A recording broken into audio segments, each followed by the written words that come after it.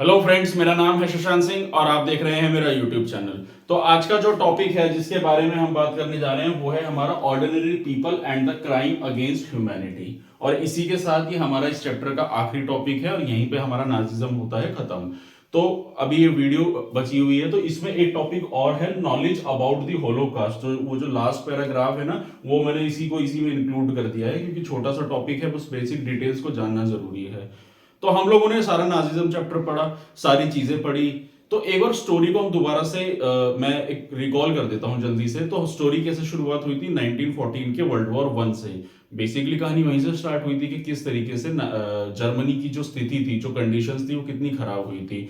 World war one हार गया था जर्मनी और उसके चलते हुए फ्रांस के साथ ट्रीटी साइन होती है, treaty of Versailles. Versailles France में एक जगह थी। उस ट्रीटी में यही साइन होता है कि कॉम्पनसेशन दिया जाता है, जो कंट्री हारेगी वो जीतने वाली कंट्री को कॉम्पनसेशन देगी। काफी सारा लैंड एक्वायर किया जाता है, काफी कुछ इकोनॉमिक कंडीशंस खराब हो जाती है जर्मनी की। इसी के चलते हुए डेमोक्रेसी आती है। लोग डेमोक्रेसी को क्रिटिसाइज करते हैं, नकारते हैं कि बेकार चीज है, हमारी कंट्री की सारी स्थिति खराब कर दी। जिसके चलते हुए क्या होता है, हिटलर उभर कर आता है। हिटलर उभरता है और साथ ही साथ ग्रेट डिप्रेशन देखने को मिलता है 1930 का। उस ग्रेट डिप्रेशन का फायदा होता है नाजी पार्टी को, यानी कि हिटलर की पार्टी को। और जिस तरीके से वो पार्टी उभर कर आती है और हिटलर एक सुपर पावर में तब्दील होता है। पावर तो वो बन जाती है, उसके हाथ में पावर आ जाती है। फिर वो क्या करता है, डेमोक्रेसी को खत्म करता है, डिक्टेटरशिप लेकर आता है। और उसके चलते हुए वो जो अपनी आइडियोलॉजी थी रेशियल यूटोपिया, यानी कि एक ऐसी आइडियोलॉजी जिसमें उसने एक रेस को, यानी कि अपना खुद का जर्मन ब्रॉन्ड रेस को ही चलाना चाहता था, बाकी सारी कम्युनिटीज को उसने बेकार बताया। और जिसके चलते हुए उसने काफी सारा जेनोसाइड देखने को मिलता है। कितने सारे लोगों को उसने उसमें मारा गैस चेंबर में दबा के। तो चैप्टर तो यही था कि बस इसमें उसने किस तरीके से लोगों के ऊपर मारा और फिर किस तरीके से सेकेंड वर्ल्ड वॉर में जाके उसकी जो एलाइड पावर्स है वो किस तरीके से हार जाता है। तो जो कहानी की स्टार्टिंग थी ना, वो जो बच्चा था हेलमुथ जो रो रहा था, जिसको डर था कि, यानी उसके घर में डर का माहौल था, उसके फादर ने सुसाइड कर लिया था।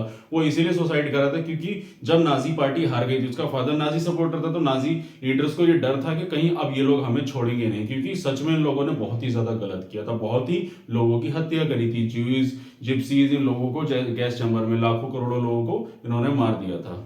तो ये जो जेनोसाइड हुआ, ये जो सारी चीजें हुई, इसके बारे में लोग क्या सोचते थे। सो जो टॉपिक है ना, तो ordinary people and the crime against humanity, लोगों की क्या थिंकिंग थी। भाई देश में इतना कुछ हो रहा था, क्या सारे लोग नाजी के सपोर्टर थे, ये लोग इसके अगेंस्ट में भी थे। तो बेसिकली ऐसे तीन कैटेगरीज के लोग थे। देखिए तो कौन कौन थे। एक तो थे नाजी सपोर्टर्स, दूसरे थे जो इसके अगेंस्ट में आवाज उठा रहे थे, वो फिर वो लोग भी हो सकते हैं जो जर्मन लोग भी थे। अब ऐसा थोड़ी ना है कि सेम रेस के लोग हैं तो गलत को गलत सपोर्ट करेंगे। अगर मान लीजिए फॉर एग्जाम्पल के तौर पे मैं किसी कम्युनिटी, मैं किसी रेस से आता हूं और मेरे ही आंखों के सामने किसी और धर्म, किसी और रेस के साथ कुछ अत्याचार हो रहा है, तो मैं सिर्फ ये कह के चुप हो जाऊं कि मेरे साथ तो नहीं हो रहा है ना, सरकार तो मेरे सपोर्ट में है, तो वो भी तो गलत होगा ना। किसी इंसान की हत्या करना, किसी को मार देने का अधिकार इंसान को तो नहीं दिया, वो तो ऊपर वाले के हाथ में, ऐसा कहा जाता है ना। हिंदी मतलब जो ग्रंथ है हमारे, जितने भी हमारे धार्मिक ग्रंथ, उनमें यही किया कि इंसान को हक नहीं है किसी की हत्या करने का। तो वही था कि जब ये सारी चीजें हो रही थी तो कुछ लोगों को लगा कि हाँ गलत कर रहे हैं, इवन जर्मन लोगों को भी लगा कि हाँ ये हिटलर गलत कर रहा है, तो वही लोग थे। और तीसरे लोग कौन थे, ज्यूइस, जिनकी हत्या की गई थी। तो ये तीनों कैटेगरी के लोग क्या सोच रहे थे नाजिज्म के बारे में, कैसी उनकी सोच और कैसी धारणा बन गई थी, क्या कह रहे थे, क्या थी, ह्यूमैनिटी खत्म हो गई थी। तो उसी के बारे में ये टॉपिक है।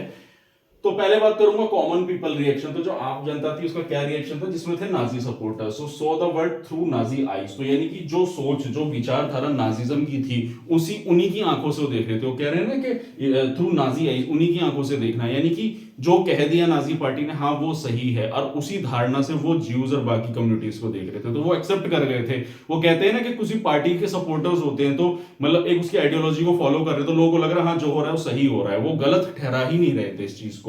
दूसरा आता है hatred and anger against Jews, और इसी के चलते हुए उन लोगों के अंदर भी कहीं ना कहीं एक नफरत की भावना पैदा हो गई थी ज्यूज के खिलाफ, उनके खिलाफ आवाज उठाने की। उन लोगों को अगर कोई सड़क पे जा रहा है तो उनको गलत निगाहों से देखने की, नफरत की निगाह से देखने की। उसी के चलते हुए फिर रिपोर्टेड सस्पिशियस नेबर्स, और मतलब जो रह रहे थे नेबर्स, जो मतलब अगल बगल में अगर कोई जूस जिसका घर है तो उसके घर को बोल दिया गया कि ये गलत है, ये बेकार है। जैसे होता है ना कि अगर मान लीजिए आप किसी सोसाइटी में रह रहे हैं और आपके अगल बगल में कोई चोर लुटेरा रह रहा हो, तो उसको कह देते हैं कि हमारे घर के बगल में चोर रह रहा है, पुलिस को कंप्लेंट करो, बुलाओ।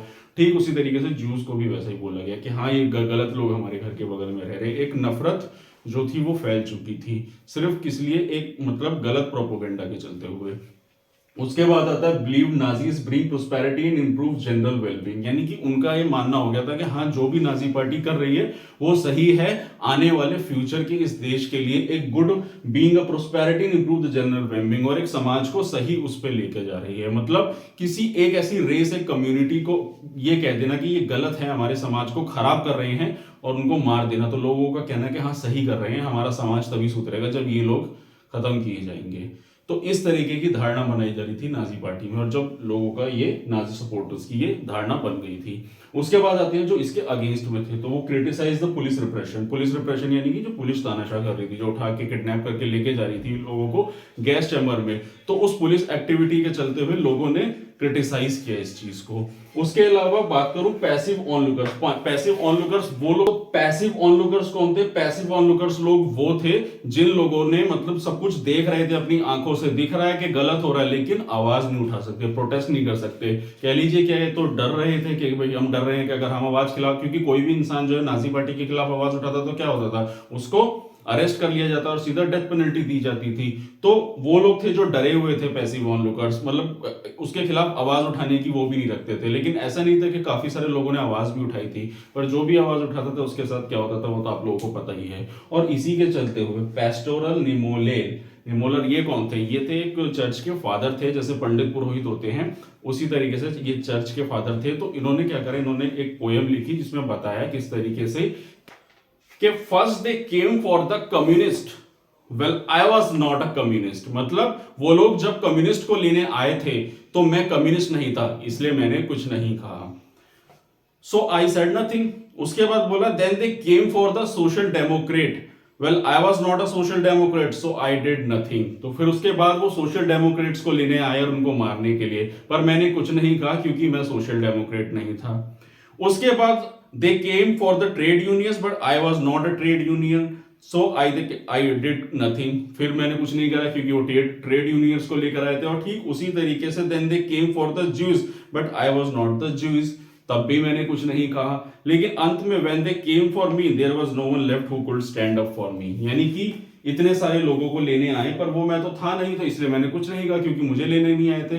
लेकिन जब वो मुझे लेने आएंगे तो मेरे लिए भी कौन खड़ा रहेगा, मेरे लिए कौन स्टैंड लेगा। तो एक बहुत अच्छी पोएम थी जो इन्होंने इस बारे में कहा कि मतलब क्योंकि वो तो ज्यूज नहीं थे ना, चर्च के फादर, वो क्रिश्चियन हो गए, तो उन्होंने यही बात बोली कि जब मेरे लिए आज ही सबको लेके गए मारने के लिए, कल को मुझे भी लेके जाएंगे, तब मेरे लिए कौन खड़ा होगा। तो इस तरीके से एक पोएम में उन्होंने एक्सप्रेस करी अपनी फीलिंग्स को।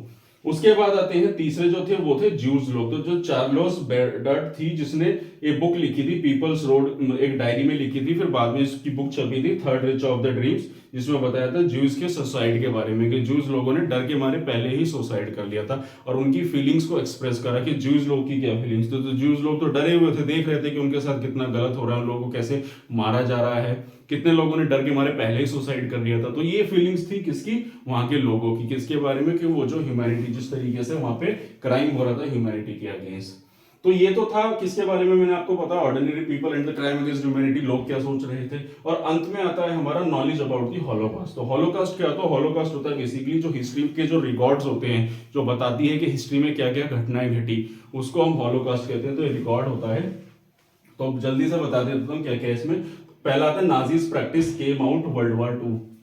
तो नाजी की जो हरकतें थी, यानी नाजी पार्टी की जो भी हरकतें थी जो हो रही थी, वो कब पता चलती है? वो पता चलती है वर्ल्ड वॉर 2 के खत्म होने के बाद। कैसे? वर्ल्ड वॉर 2 खत्म हुआ, जब तक वर्ल्ड वॉर चल रहा था तब तक नाजी पार्टी का कंट्रोल था सारी चीजों पे, कोई भी इंफॉर्मेशन देश के बाहर लीक नहीं हो सकती थी। जब वर्ल्ड वॉर 2 आया, खत्म हुआ, तो फिर पता चला कि अंदर क्या चल रहा था, देश के अंदर कितनी तरीके की लोगों की डेथ की जा रही थी। और उसके बाद Jews wanted to express our feelings to people about genocide. और मतलब जो ज्यूज लोग थे वो लोग भी चाहते थे कि अपनी फीलिंग्स को बताने के लिए, कि वो बताना चाहते थे कि जैसे आज के जमाने में क्या है, देखिए अगर मान लीजिए किसी भी इंसान के साथ कुछ भी गलत हो रहा है, तो आज तो सोशल मीडिया का जमाना, इंसान अपनी आवाज को इजीली एक्सप्रेस कर सकता है। अगर मान लीजिए रास्ते में आजकल आप लोगों ने वीडियोस भी देखी होगी, कोई पुलिस वाला अगर गलत कर रहा है तो लोग उसकी वीडियो बना लेते हैं फटाफट और जल्दी से उसको फेसबुक, ट्विटर और हर जगह पे एक्सप्रेस कर देते हैं, यूट्यूब वगैरह पे। लेकिन उस जमाने में तो ऐसा नहीं था ना, तो उस जमाने में तो सोशल मीडिया का जमाना नहीं था, तब लोग अपनी फीलिंग्स को कैसे एक्सप्रेस कर रहे थे, तो वो मैं बताता हूँ क्या हुआ था। So just wanted to survive after wars and half an war after half an hour and people write diaries and all. दो बातें मैं बताता हूँ। देखिए, एक तो लोग ये चाह रहे थे कि मरने से कि वॉर एक बार बस खत्म हो जाए, क्योंकि उनको दिख रहा था कि जर्मनी हार रहा है, वॉर खत्म होगा, पावर हाथ से जाएगी इनके, उसके बाद हमें आधे घंटे का समय मिल जाए और हम अपनी फीलिंग्स को पूरी दुनिया में एक्सप्रेस करेंगे।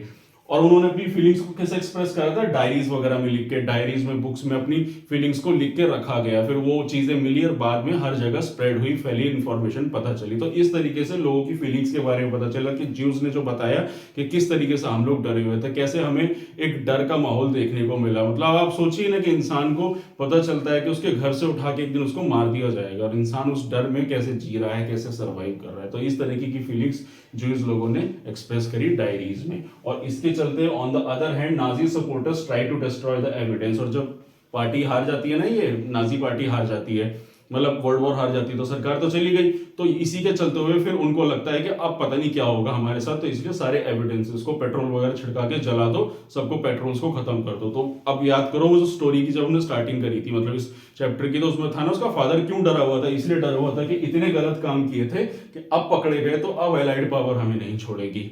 ठीक है, लेकिन ऐसा हुआ नहीं था। फिर एलाइड पावर को भी लगा था कि फर्स्ट वर्ल्ड वॉर के बाद इतना एक्सप्लॉयटेशन हुआ था, तो इसलिए ज्यादा लोगों को फांसी नहीं दी थी। आई थिंक 10 लोगों को फांसी दी थी, और हिटलर उसके सपोर्टर ने तो सुसाइड कर ही लिया था।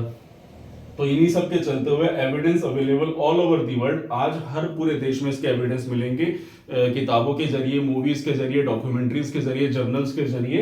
And tribute all the people, जो लोग मरे थे उनको ट्रिब्यूट है, and the warning to others who were silent during this event. तो मतलब बोला गया, एक किताब में आखिर में लिखा हुआ है, इसको मैंने अपनी लैंग्वेज में लिख दिया है कि किस तरीके से लोगों ने सरवाइव किया, और ये घटना दोबारा घट सकती है, एक वार्निंग है अगर आप लोग अभी भी साइलेंट रहे। तो कहते हैं ना कि नफरत के उसमें हक में होना भी गलत है, और उसको देख के चुप होना भी उसको सपोर्ट करना के बराबर ही होता है। तो ये था दोस्तों आज का टॉपिक जिसमें मैंने बताया, और इसी वीडियो के साथ मेरा चैप्टर होता है यहाँ पे खत्म।